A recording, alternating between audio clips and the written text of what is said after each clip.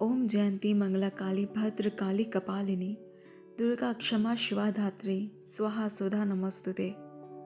सर्वप्रथम हम गणेश जी का आह्वान करेंगे। ओम श्री गणेशाय नमः। उसके बाद हम गुरु का ध्यान करेंगे। आप अपने गुरु का ध्यान करें, उनका आह्वान करें। तत्पश्चात हम माता का आह्वान करेंगे। पंचमोध्याय। ओम। इस उत्तर चरित्र के रुद्र ऋषि हैं, महासरस्वती देवता हैं, अनुष्टुप छंद है, भीमा शक्ति है, ब्राह्मणी बीज है, सूर्य तत्व है और सामवेद स्वरूप है। महासरस्वती की प्रसन्नता के लिए उत्तर चरित्र के पाठ में इसका विनियोग किया जाता है। जो अपने कर कमलों में घंटा, शूल, हल, शंख, मूसल, चक्र, धनुष और बाण धारण करती हैं। शरद ऋतु के शोभा संपन्न चंद्रमा के समान जिनकी मनोहर कांति है, जो तीनों लोकों की आधारभूता और शुभ आदि दैत्यों का नाश करने वाली हैं, तथा गौरी के शरीर से जिनका प्राकट्य हुआ है, उन महासरस्वती देवी का मैं निरंतर भजन करता हूँ। ऋषि कहते हैं, पूर्व काल में शुंभ और निशुंभ नामक असुरों ने अपने बल के घमंड में आकर शचीपति इंद्र के हाथ से तीनों लोकों का राज्य और यज्ञ भाग छीन लिए। वे ही दोनों सूर्य, चंद्रमा, कुबेर, यम और वरुण के अधिकार का भी उपयोग करने लगे। वायु और अग्नि का कार्य भी वे ही करने लगे। उन दोनों ने सब देवताओं को अपमानित, राज्य भ्रष्ट, पराजित तथा अधिकारहीन करके स्वर्ग से निकाल दिया। उन दोनों महान असुरों से तिरस्कृत देवताओं ने अपराजित देवी का स्मरण किया और सोचा, जगदम्बा ने हम लोगों को वर दिया था कि आपत्ति काल में स्मरण करने पर मैं तुम्हारी सब आपत्तियों का तत्काल नाश कर दूंगी। यह विचार कर देवता गिरिराज हिमालय पर गए और वहां भगवती विष्णु माया की स्तुति करने लगे। देवता बोले, देवी को नमस्कार है, महादेवी शिवा को सर्वदा नमस्कार है, प्रकृति एवं भद्रा को प्रणाम है। हम लोग नियम पूर्वक जगदम्बा को नमस्कार करते हैं। रुद्रा को नमस्कार है, नित्या, गौरी एवं धात्री को बारंबार नमस्कार है। ज्योत्स्नामयी, चंद्र रूपिणी एवं सुख स्वरूपा देवी को सतत प्रणाम है। शरणागतों का कल्याण करने वाली वृद्धि एवं सिद्धि रूपा देवी को हम बारंबार नमस्कार करते हैं। नैऋति राक्षसों की लक्ष्मी, राजाओं की लक्ष्मी तथा शर्वाणी शिव पत्नी स्वरूपा आप जगदम्बा को बार बार नमस्कार है। दुर्गा, दुर्गपारा, दुर्गम संकट से पार उतारने वाली, सारा, सबकी सारभूता, सर्वकारिणी, ख्याति, कृष्णा और धूम्रा देवी को सर्वदा नमस्कार है। अत्यंत सौम्य तथा अत्यंत रौद्र रूपा देवी को हम नमस्कार करते हैं। उन्हें हमारा बारंबार प्रणाम है। जगत की आधारभूता कृति देवी को बारंबार नमस्कार है। जो देवी सब प्राणियों में विष्णु माया के नाम से कही जाती हैं, उनको नमस्कार, उनको नमस्कार, उनको बारंबार नमस्कार है। जो देवी सब प्राणियों में चेतना कहलाती हैं, उनको नमस्कार, उनको नमस्कार, उनको बारंबार नमस्कार है। जो देवी सब प्राणियों में बुद्धि रूप से स्थित हैं, उनको नमस्कार, उनको नमस्कार, उनको बारंबार नमस्कार है। जो देवी सब प्राणियों में निद्रा रूप से स्थित हैं, उनको नमस्कार, उनको नमस्कार, उनको बारंबार नमस्कार है। जो देवी सब प्राणियों में क्षुधा रूप से स्थित हैं, उनको नमस्कार, उनको नमस्कार, उनको बारंबार नमस्कार है। जो देवी सब प्राणियों में छाया रूप से स्थित हैं, उनको नमस्कार, उनको नमस्कार, उनको बारंबार नमस्कार है। जो देवी सब प्राणियों में शक्ति रूप से स्थित हैं, उनको नमस्कार, उनको नमस्कार, उनको बारंबार नमस्कार है। जो देवी सब प्राणियों में तृष्णा रूप से स्थित हैं, उनको नमस्कार, उनको नमस्कार, उनको बारंबार नमस्कार है। जो देवी सब प्राणियों में शांति, क्षमा रूप से स्थित है, उनको नमस्कार, उनको नमस्कार, उनको बारंबार नमस्कार है। जो देवी सब प्राणियों में जाति रूप से स्थित हैं, उनको नमस्कार, उनको नमस्कार, उनको बारंबार नमस्कार है। जो देवी सब प्राणियों में लज्जा रूप से स्थित हैं, उनको नमस्कार, उनको नमस्कार, उनको बारंबार नमस्कार है। जो देवी सब प्राणियों में शांति रूप से स्थित हैं, उनको नमस्कार, उनको नमस्कार, उनको बारंबार नमस्कार है। जो देवी सब प्राणियों में श्रद्धा रूप से स्थित हैं, उनको नमस्कार, उनको नमस्कार, उनको बारंबार नमस्कार है। जो देवी सब प्राणियों में कांति रूप से स्थित हैं, उनको नमस्कार, उनको नमस्कार, उनको बारंबार नमस्कार है। जो देवी सब प्राणियों में लक्ष्मी रूप से स्थित है, उनको नमस्कार, उनको नमस्कार, उनको बारंबार नमस्कार है। जो देवी सब प्राणियों में वृत्ति रूप से स्थित है, उनको नमस्कार, उनको नमस्कार, उनको बारंबार नमस्कार है। जो देवी सब प्राणियों में स्मृति रूप से स्थित है, उनको नमस्कार, उनको नमस्कार, उनको बारंबार नमस्कार है। जो देवी सब प्राणियों में दया रूप से स्थित हैं, उनको नमस्कार, उनको नमस्कार, उनको बारंबार नमस्कार है। जो देवी सब प्राणियों में तुष्टि रूप से स्थित हैं, उनको नमस्कार, उनको नमस्कार, उनको बारंबार नमस्कार है। जो देवी सब प्राणियों में माता रूप से स्थित हैं, उनको नमस्कार, उनको नमस्कार, उनको बारंबार नमस्कार है। जो देवी सब प्राणियों में भ्रांति रूप से स्थित हैं, उनको नमस्कार, उनको नमस्कार, उनको बारंबार नमस्कार है। जो जीवों के इंद्रिय वर्ग की अधिष्ठात्री देवी एवं सब प्राणियों में सदा व्याप्त रहने वाली हैं, उन व्याप्ति देवी को बारंबार नमस्कार है। जो देवी चैतन्य रूप से इस संपूर्ण जगत को व्याप्त करके स्थित हैं, उनको नमस्कार, उनको नमस्कार, उनको बारंबार नमस्कार है। पूर्व काल में अपने अभिष्ट की प्राप्ति होने से देवताओं ने जिनकी स्तुति की तथा देवराज इंद्र ने बहुत दिनों तक जिनका सेवन किया, वह कल्याण की साधन भूता ईश्वरी हमारा कल्याण और मंगल करें तथा सारी आपत्तियों का नाश कर डालें। उद्दंड दैत्यों से सताए हुए हम सभी देवता जिन परमेश्वरी को इस समय नमस्कार करते हैं तथा जो भक्ति से विनम्र पुरुषों द्वारा स्मरण की जाने पर तत्काल ही संपूर्ण विपत्तियों का नाश कर देती हैं, वे जगदम्बा हमारा संकट दूर करें। ऋषि कहते हैं, राजन, इस प्रकार जब देवता स्तुति कर रहे थे, उस समय पार्वती देवी गंगा जी के जल में स्नान करने के लिए वहां आईं। उन सुंदर बोहों वाली भगवती ने देवताओं से पूछा, आप लोग यहाँ किसकी स्तुति करते हैं? तब उन्हीं के शरीर कोश से प्रकट हुई शिवा देवी बोली, शुंभ दैत्य से तिरस्कृत और युद्ध में निशुंभ से पराजित हो यहाँ एकत्रित हुए ये समस्त देवता यह मेरी ही स्तुति कर रहे हैं। पार्वती जी के शरीर कोश से अंबिका का प्रादुर्भाव हुआ था, इसलिए वे समस्त लोकों में कौशिकी कही जाती हैं। कौशिकी के प्रकट होने के बाद पार्वती देवी का शरीर काले रंग का हो गया, अतः वे हिमालय पर रहने वाली कालिका देवी के नाम से विख्यात हुईं। तदनंतर शुंभ निशुंभ के भृत्य चंड मुंड वहां आए और उन्होंने परम मनोहर रूप धारण करने वाली अंबिका देवी को देखा। फिर वे शुंभ के पास जाकर बोले, महाराज, एक अत्यंत मनोहर स्त्री है जो अपनी दिव्य कांति से हिमालय को प्रकाशित कर रही है। वैसा उत्तम रूप कहीं किसी ने भी नहीं देखा होगा। असुरेश्वर, पता लगाइए वह देवी कौन है और उसे ले लीजिए। स्त्रियों में तो वह रत्न है, उसका प्रत्येक अंग बहुत ही सुंदर है तथा वह अपने श्री अंगों की प्रभा से संपूर्ण दिशाओं में प्रकाश फैला रही है।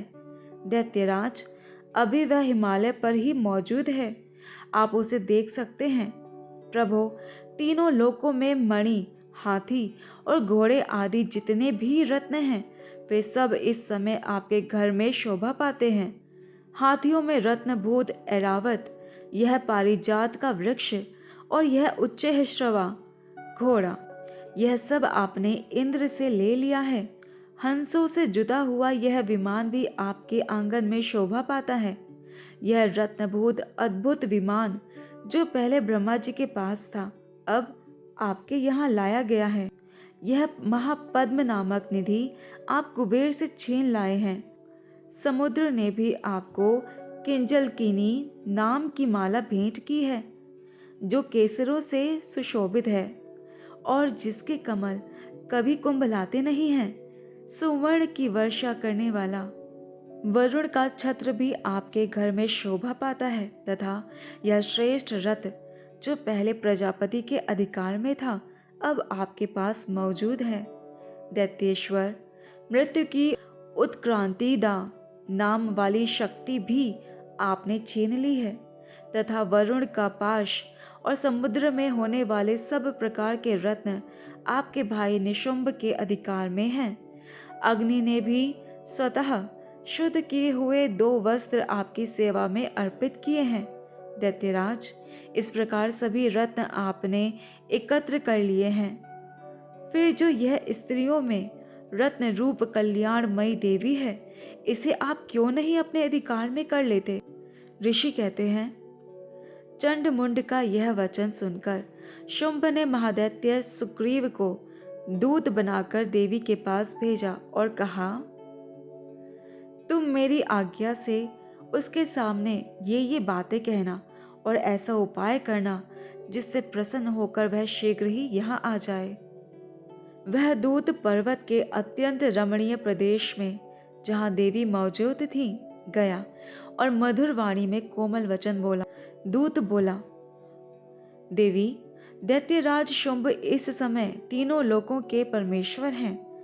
मैं उन्हीं का भेजा हुआ दूत हूँ और यहाँ तुम्हारे ही पास आया हूँ। उनकी आज्ञा सदा सब देवता एक स्वर से मानते हैं, कोई उसका उल्लंघन नहीं कर सकता। वे संपूर्ण देवताओं को परास्त कर चुके हैं। उन्होंने तुम्हारे लिए जो संदेश दिया है उसे सुनो। संपूर्ण त्रिलोकी मेरे अधिकार में है। देवता भी मेरी आज्ञा के अधीन चलते हैं।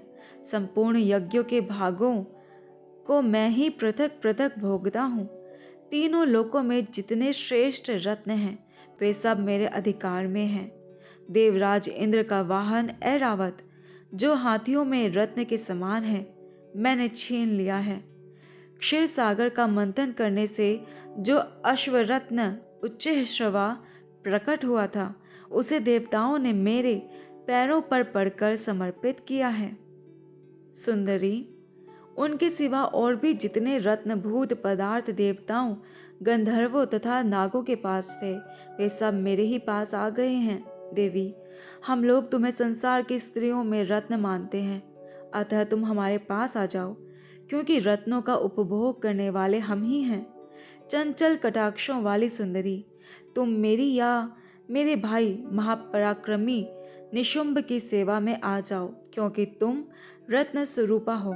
मेरा वरण करने से तुम्हें तुलना रहित महान ऐश्वर्य की प्राप्ति होगी। अपनी बुद्धि से यह विचार कर तुम मेरी पत्नी बन जाओ। ऋषि कहते हैं, दूत के यों कहने पर भगवती दुर्गा देवी, जो इस जगत को धारण करती हैं, मन ही मन गंभीर भाव से मुस्कुराई और इस प्रकार बोली। देवी ने कहा, दूत, तुमने सत्य कहा है, इसमें तनिक भी मिथ्या नहीं है। शुंभ तीनों लोकों का स्वामी है और निशुंभ भी उसी के समान पराक्रमी है, किंतु इस विषय में मैंने जो प्रतिज्ञा कर ली है उसे मिथ्या कैसे करूं? मैंने अपनी अल्प बुद्धि के कारण पहले से जो प्रतिज्ञा कर रखी है उसे सुनो। जो मुझे संग्राम में जीत लेगा, जो मेरे अभिमान को चूर्ण कर देगा तथा संसार में जो मेरे समान बलवान होगा, वही मेरा स्वामी होगा। इसलिए शुंभ अथवा महादैत्य निशुंभ स्वयं ही यहाँ पधारें और मुझे जीतकर शीघ्र ही मेरा पाणी ग्रहण कर लें। इसमें विलंब की क्या आवश्यकता है? दूत बोला, देवी, तुम घमंड में भरी हो, मेरे सामने ऐसी बातें न करो। तीनों लोकों में कौन ऐसा पुरुष है जो शुंभ निशुंभ के सामने खड़ा हो सके। देवी, अन्य दैत्यों के सामने भी सारे देवता युद्ध में नहीं ठहर सकते, फिर तुम अकेली स्त्री होकर कैसे ठहर सकती हो? जिन शुंभ आदि दैत्यों के सामने इंद्र आदि सब देवता भी युद्ध में खड़े नहीं हुए, उनके सामने तुम स्त्री होकर कैसे जाओगी? इसलिए तुम मेरे ही कहने से शुंभ निशुंभ के पास चली चलो। ऐसा करने से तुम्हारे गौरव की रक्षा होगी, अन्यथा जब वे केश पकड़कर घसीटेंगे तब तुम्हें अपनी प्रतिष्ठा खोकर जाना पड़ेगा। देवी ने कहा, तुम्हारा कहना ठीक है। शुंभ बलवान है और निशुंभ भी बड़े पराक्रमी हैं, किंतु क्या करूं? मैंने पहले बिना सोचे समझे प्रतिज्ञा कर ली है, अतः अब तुम जाओ। मैंने तुमसे जो कुछ कहा है वह सब दैत्यराज से आदरपूर्वक कहना, फिर वे जो उचित जान पड़े करें। षष्ठोऽध्याय धूम्रलोचन वध। मैं सर्वगेश्वर भैरव के अंक में निवास करने वाली परमोत्कृष्ट पद्मावती देवी का चिंतन करता हूँ। वे नागराज के आसन पर बैठी हैं। नागों के फणों में सुशोभित होने वाली मणियों की विशाल माला से उनकी देहलता उद्भासित हो रही है। सूर्य के समान उनका तेज है। 3 नेत्र उनकी शोभा बढ़ा रहे हैं। वे हाथों में माला, कुंभ, कपाल और कमल लिए हुए हैं तथा उनके मस्तक में अर्धचंद्र का मुकुट सुशोभित है। ऋषि कहते हैं, देवी का यह कथन सुनकर दूत को बड़ा अमर्ष हुआ और उसने दैत्यराज के पास जाकर सब समाचार विस्तार पूर्वक कह सुनाया। दूत के उस वचन को सुनकर दैत्यराज कुपित हो उठा और दैत्य सेनापति धूम्रलोचन से बोला, धूम्रलोचन, तुम शीघ्र अपनी सेना साथ लेकर जाओ और उस दुष्टा के केश पकड़कर घसीटते हुए उसे बलपूर्वक यहाँ ले आओ। उसकी रक्षा करने के लिए यदि कोई दूसरा खड़ा हो तो वह देवता, यज्ञ, यक्ष अथवा गंधर्व ही क्यों न हो, उसे अवश्य मार डालना। ऋषि कहते हैं, शुंभ के इस प्रकार आज्ञा देने पर वह धूम्रलोचन दैत्य 60,000 असुरों की सेना को साथ लेकर वहां से तुरंत चल दिया। वहां पहुंचकर उसने हिमालय पर रहने वाली देवी को देखा और ललकार कर कहा, अरे तू शुंभ निशुंभ के पास चल। यदि इस समय प्रसन्नतापूर्वक मेरे स्वामी के समीप नहीं चलेगी तो मैं बलपूर्वक झोंटा पकड़कर घसीटते हुए तुझे ले चलूंगा। देवी बोली, तुम्हें दैत्यों के राजा ने भेजा है। तुम स्वयं भी बलवान हो और तुम्हारे साथ विशाल सेना भी है। ऐसी दशा में यदि मुझे बलपूर्वक ले चलोगे तो मैं तुम्हारा क्या कर सकती हूँ? ऋषि कहते हैं, देवी के यूं कहने पर असुर धूम्रलोचन उनकी ओर दौड़ा।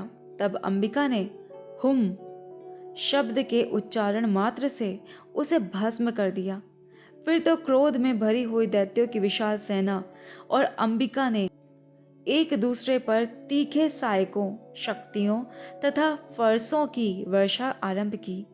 इतने में ही देवी का वाहन सिंह क्रोध में भरकर भयंकर गर्जना करके गर्दन के बालों को हिलाता हुआ असुरों की सेना में कूद पड़ा।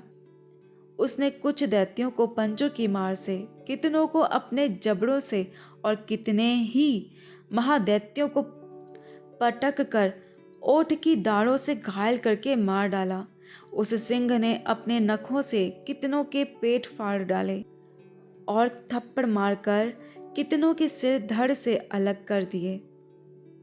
कितनों की भुजाएं और मस्तक काट डाले तथा अपनी गर्दन के बाल हिलाते हुए उसने दूसरे दैत्यों के पेट फाड़कर उनका रक्त चूस लिया। अत्यंत क्रोध में भरे हुए देवी के वाहन उस महाबली सिंह ने क्षण भर में ही असुरों की सारी सेना का संहार कर डाला। शुंभ ने जब सुना कि देवी ने धूम्रलोचन असुर को मार डाला तथा उसके सिंह ने सारी सेना का सफाया कर डाला, तब उस दैत्यराज को बड़ा क्रोध हुआ। उसका ओठ कांपने लगा।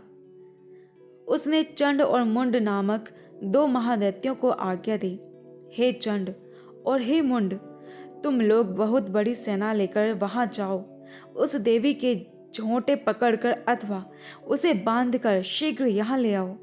यदि इस प्रकार उसको लाने में संदेह हो तो युद्ध में सब प्रकार के अस्त्र शस्त्रों तथा समस्त आसुरी सेना का प्रयोग करके उसकी हत्या कर डालना। उस दुष्टा की हत्या होने तथा सिंह के भी मारे जाने पर उस अंबिका को बांधकर साथ ले शीघ्र ही लौट आना। सप्तमोध्यायः चंड और मुंड का वध। मैं मातंगी देवी का ध्यान करता हूँ। वे रत्नमय सिंहासन पर बैठकर पढ़ते हुए तोते का मधुर शब्द सुन रही हैं।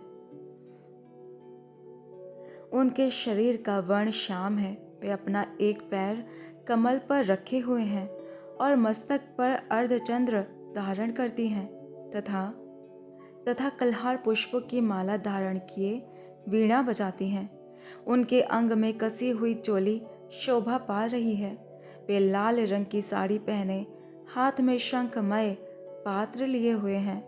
उनके वदन पर मधु का हल्का हल्का प्रभाव जान पड़ता है और ललाट में बेंदी शोभा दे रही है। ऋषि कहते हैं, तदनंतर शुंभ की आज्ञा पाकर वे चंड मुंड आदि दैत्य चतुरंगिणी सेना के साथ अस्त्र शस्त्रों से सुसज्जित हो चल दिए। फिर गिरिराज हिमालय के सुवर्णमय ऊंचे शिखर पर पहुंचकर उन्होंने सिंह पर बैठी देवी को देखा। वे मंद मंद मुस्कुरा रही थीं। उन्हें देखकर दैत्य लोग तत्परता से पकड़ने का उद्योग करने लगे। किसी ने धनुष तान लिया, किसी ने तलवार संभाली और कुछ लोग देवी के पास आकर खड़े हो गए। तब अंबिका ने उन शत्रुओं के प्रति बड़ा क्रोध किया। उस समय क्रोध के कारण उनका मुख काला पड़ गया, ललाट में बोहें टेढ़ी हो गईं और वहां से तुरंत विकराल मुखी काली प्रकट हुई जो तलवार और पाश लिए हुए थी। वे विचित्र खटवांग धारण किए और चीते के चर्म की साड़ी पहने नरमुंडों की माला से विभूषित थे। उनके शरीर का मांस सूख गया था, केवल हड्डियों का ढांचा था जिससे वे अत्यंत भयंकर जान पड़ती थी। उनका मुख बहुत विशाल था, जीभ लपलपाने के कारण वे और भी डरावनी प्रतीत होती थी। उनकी आंखें भीतर को धंसी हुई और कुछ लाल थी। वे अपनी भयंकर गर्जना से संपूर्ण दिशाओं को गुंजा रही थी। बड़े बड़े दैत्यों का वध करती हुई वे कालिका देवी बड़े वेग से दैत्यों की उस सेना पर टूट पड़ी और उन सबको भक्षण करने लगी। वे पार्श्व रक्षकों, अंकुशधारी महावतों, योद्धाओं और घंटा सहित कितने ही हाथियों को एक ही हाथ से पकड़कर मुंह में डाल लेती थी। इसी प्रकार घोड़े, रथ और सारथी के साथ रथी सैनिकों को मुंह में डालकर वे उन्हें बड़े भयानक रूप से चबा डालती थी। किसी के बाल पकड़ लेती, किसी का गला दबा देती, किसी को पैरों से कुचल डालती और किसी को छाती के धक्के से गिराकर मार डालती थी। वे असुरों के छोड़े हुए बड़े बड़े अस्त्र शस्त्र मुंह से पकड़ लेती और रोष में भरकर उनको दांतों से पीस डालती थी। काली ने बलवान एवं दुरात्मा दैत्यों की वह सारी सेना रौंद डाली, खा डाली और कितनों को मार भगाया। कोई तलवार के घाट उतारे गए, कोई खटवांग से पीटे गए और कितने ही असुर दांतों के अग्रभाग से कुचले जाकर मृत्यु को प्राप्त हुए। इस प्रकार देवी ने असुरों की उस सारी सेना को क्षण भर में मार गिराया। यह देख चंड उन अत्यंत भयानक काली देवी की ओर दौड़ा तथा महादैत्य मुंड ने भी अत्यंत भयंकर बाणों की वर्षा से तथा हजारों बार चलाए हुए चक्रों से उन भयानक नेत्रों वाली देवी को आच्छादित कर दिया। वे अनेकों चक्र देवी मुख में समाते हुए ऐसे जान पड़े मानो सूर्य के बहुतेरे मंडल बादलों के उदर में प्रवेश कर रहे हों। तब भयंकर गर्जना करने वाली काली ने अत्यंत रोष में भरकर विकट अट्टहास किया। उस समय उनके विकराल वदन के भीतर कठिनता से देखे जा सकने वाले दांतों की प्रभा से वे अत्यंत उज्जवल दिखाई देती थी। देवी ने बहुत बड़ी तलवार हाथ में ले हम का उच्चारण करके चंड पर धावा किया और उसके केश पकड़कर उसी तलवार से उसका मस्तक काट डाला।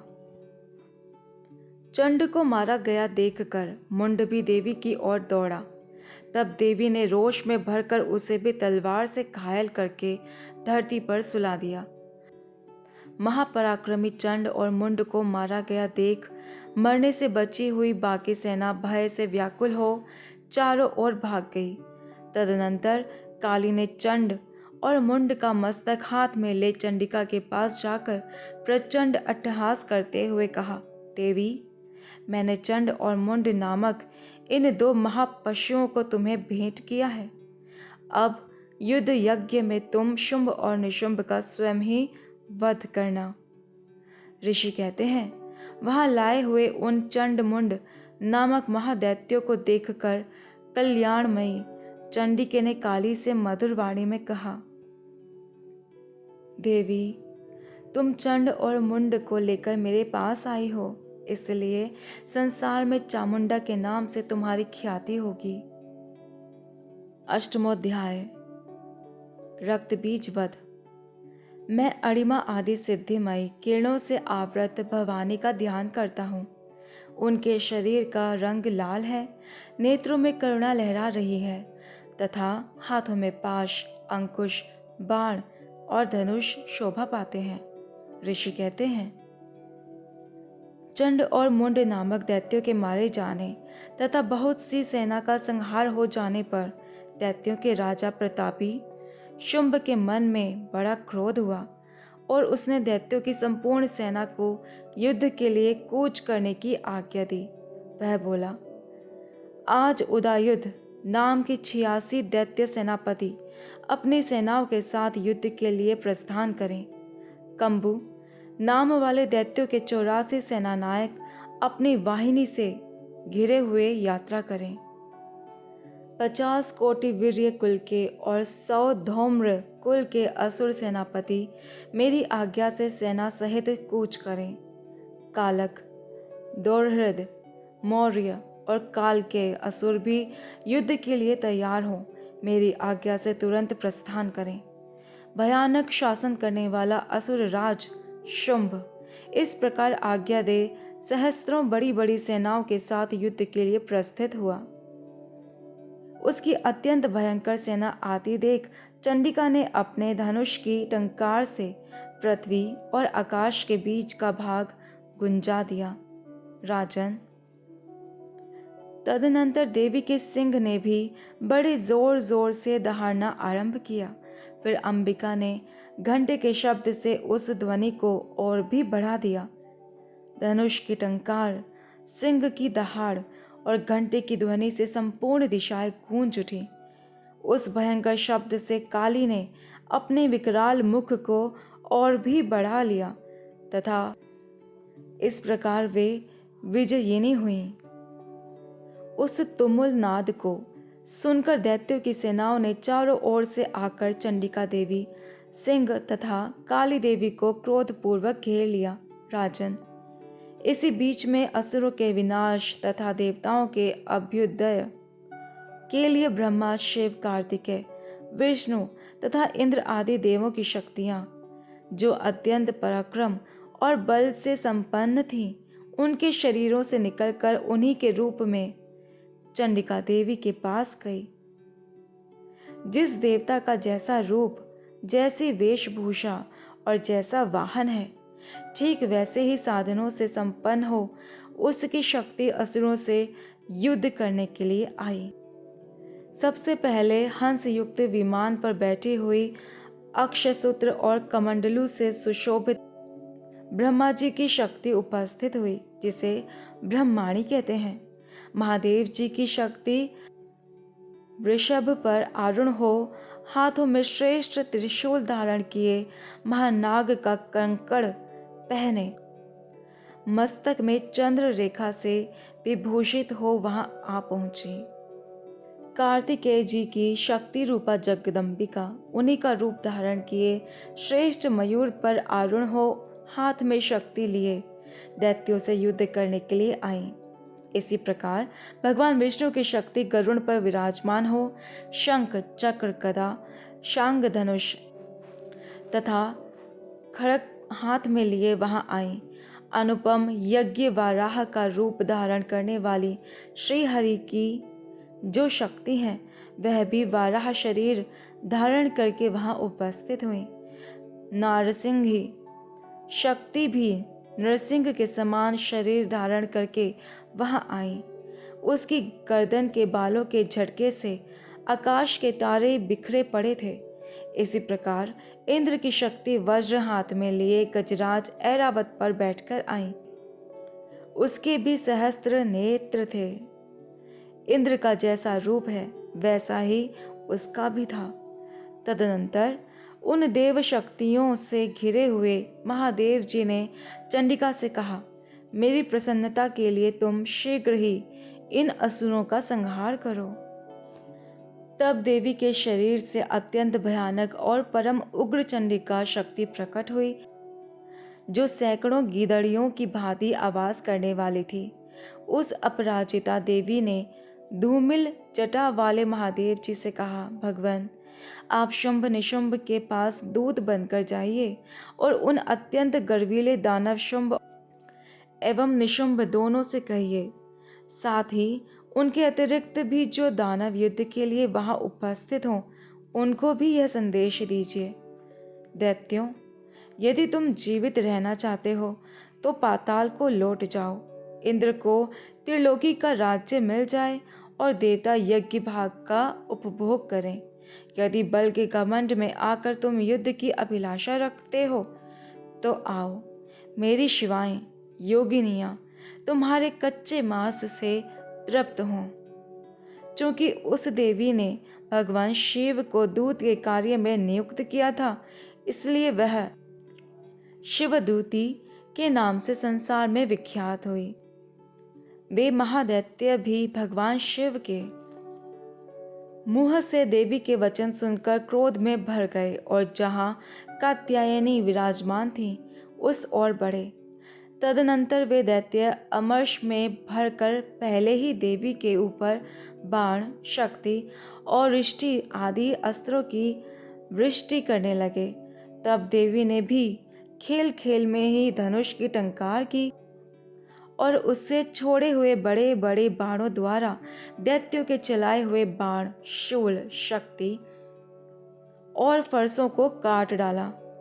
फिर काली उनके आगे होकर शत्रुओं को शूल के प्रहार से विदीर्ण करने लगी और खटवांग से उनका कचूमर निकालती हुई रणभूमि में विचरने लगी। ब्रह्माणी भी जिस जिस ओर दौड़ती उसी उसी ओर अपने कमंडलू का जल छिड़क कर शत्रुओं के ओज और पराक्रम को नष्ट कर देती थी। माहेश्वरी ने त्रिशूल से तथा वैष्णवी ने चक्र से और अत्यंत क्रोध में भरी हुई कुमार कार्तिकेय की शक्ति ने शक्ति से दैत्यों का संहार आरंभ किया। इंद्र शक्ति के वज्र प्रहार से विदीर्ण हो सैकड़ों दैत्य दानव रक्त की धारा बहाते हुए पृथ्वी पर सो गए। वाराही शक्ति ने कितनों को अपनी थूथुन की मार से नष्ट किया। दाढ़ों के अग्रभाग से कितनों की छाती छेद डाली तथा कितने ही दैत्य उसके चक्र की चोट से विदीर्ण होकर गिर पड़े।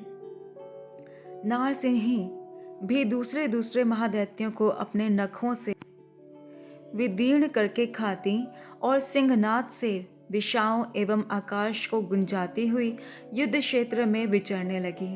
कितने ही असुर शिवदूती के प्रचंड अट्टहास से अत्यंत भयभीत हो पृथ्वी पर गिर पड़े और गिरने पर उन्हें शिवदूती ने उस समय अपना ग्रास बना लिया। इस प्रकार क्रोध में भरे हुए मातृगणों को नाना प्रकार के उपायों से बड़े बड़े असुरों का मर्दन करते देख दैत्य सैनिक भाग खड़े हुए। मातृगणों से पीड़ित दैत्यों को युद्ध से भागते देख रक्त बीज नामक महादैत्य क्रोध में भरकर युद्ध करने के लिए आया। उसके शरीर से जब रक्त की बूंद पृथ्वी पर गिरती, तब उसी के समान शक्तिशाली एक दूसरा महादैत्य पृथ्वी पर पैदा हो जाता। महासुर रक्त बीज हाथ में गदा लेकर इंद्र शक्ति के साथ युद्ध करने लगा। तब इंद्र ने अपने वज्र से रक्त बीज को मारा।